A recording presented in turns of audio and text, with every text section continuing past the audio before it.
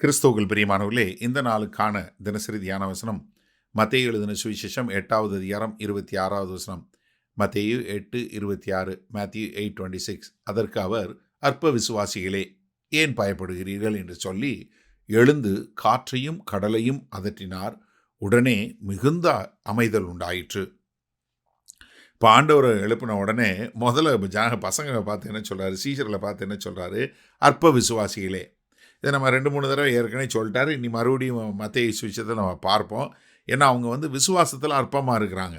அவங்க இன்னும் விசுவாசத்தில் முழுமை பெறவில்லை என்பதை தான் இங்கே மறுபடியும் குறிப்பிடக்கூடியதா. ஏன்னா மத்தேயு 6வது அதிகாரம் 30வது வசனம் சொல்லும் போதும், நாளைய குறித்து கவலைப்படாதீங்க அற்ப விசுவாசிகளே, இன்னைக்கு இருந்து நாளைக்கு அடுப்பில் போட போகிற புல்லுக்கே உங்கள் தேவன் உடுத்து வித்தார், உங்களுக்கு உடுப்பிக்காமல் இருக்க மாட்டாரா அப்படின்னு சொல்லக்கூடியதா. இங்கே கர்த்தராகிய இயேசு கிறிஸ்து ஒரு மனிதனாக இருந்து பரிசுத்த ஆவியானவர் மூலமாக காரியங்களை செய்தாலும், அவருக்கு அந்த பரிசுத்த ஆவியானவர் மூலமாக தேவ வல்லமை இருந்ததுனால, அவர் தேவனாக இருந்ததுனால என்ன பண்ண முடிஞ்சது? அவர் எல்லாத்தையும் அவருடைய கட்டுப்பாட்டுக்குள்ளே கொண்டு வர முடிஞ்சது. 65வது சங்கீதம் 7வது வசனத்தில், சமுத்திரங்களின் மும்முரத்தையும் அவைகளுடைய அலைகளின் இரைச்சலையும் ஜனங்களின் அமளையையும் அமர்த்துகிறீர். யாரு? கர்த்தர் தேவன் அமர்த்தக்கூடியவராக இருக்கிறாரு. அதே மாதிரி 89வது சங்கீதத்தில் 9வது வசனம் பாருங்க. தேவரீர் சமுத்திரத்தின் பெருமையை ஆளுகிறவர், அதன் அலைகள் எழும்பும்போது அவைகளை அடங்க பண்ணுகிறீர். என்ன? சமுத்திரத்தின் அலைகளை அடங்க பண்ணக்கூடியவர் என்று சொல்லக்கூடியதா.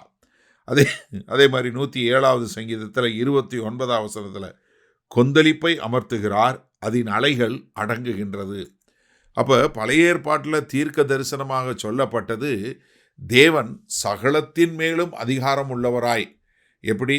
சமுத்திரத்தின் மேலும் அலைகளின் மேலும் மலைகளின் மேலும் தான் படைக்கப்பட்ட எல்லாவற்றின் மேலும் அதிகாரம் உள்ளவராய் கர்த்தராகிய இயேசு கிறிஸ்து இருக்கிறார் என்பதை, தேவனாகிய கர்த்தர் இருக்கிறாருங்கிறத பழைய ஏற்பாட்டில் பார்க்குறோம்.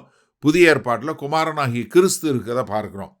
அப்போ அவர் தேவன் என்பதை காட்டக்கூடியதாக, என்ன? இயற்கைக்கு, அதாவது இயற்கையும் இயற்கைக்கு அப்பாற்பட்ட காரியங்கள் எல்லாவற்றின் மேலும் ஆளுகை செய்யக்கூடியதா.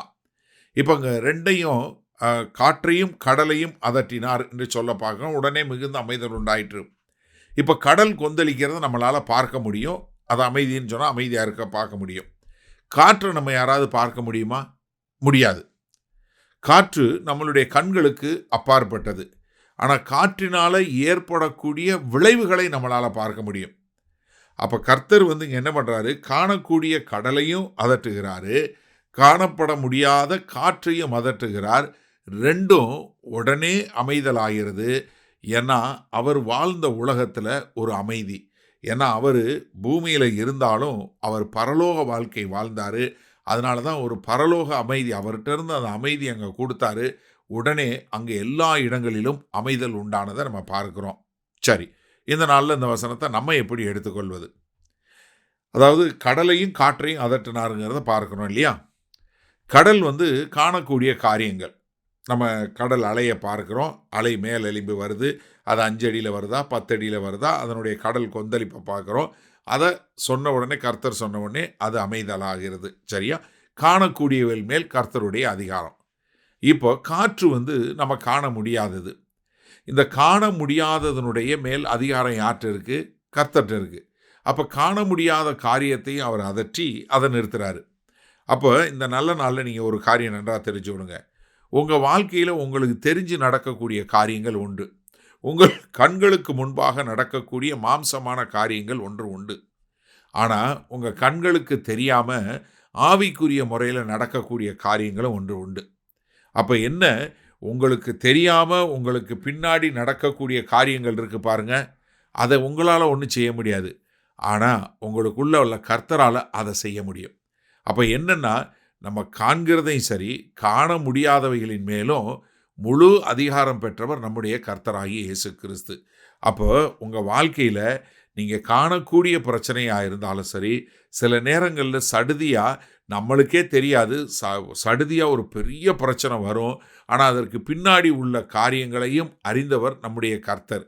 அதனால் நம்மளுடைய இயற்கைக்கு முன்னால் தெரியக்கூடிய காரிய பிரச்சனைகள் எதுவாக இருந்தாலும் சரி, நம்முடைய கண்களுக்கு காணாத காரியங்கள் எதுவாக இருந்தாலும் சரி, இந்த ரெண்டின் மேலும் வல்லமை பொருந்தியவர் நம்முடைய கர்த்தராகிய இயேசு கிறிஸ்து. அப்போ நம்ம செய்ய வேண்டியதெல்லாம் அந்த கர்த்தருடைய சத்தம் கேட்டு அவருடைய சித்தம் செய்யும்போது நம்ம வாழ்க்கையில் காணக்கூடிய காணப்பட முடியாத காரியங்கள் எல்லாவற்றின் மேலும் அதிகாரம் வாய்ந்த தேவன் நம்மை நிச்சயமாய் அவருடைய கிருபைக்குள்ளாய் வழிநடத்தி செல்லுவார். ஆமென்.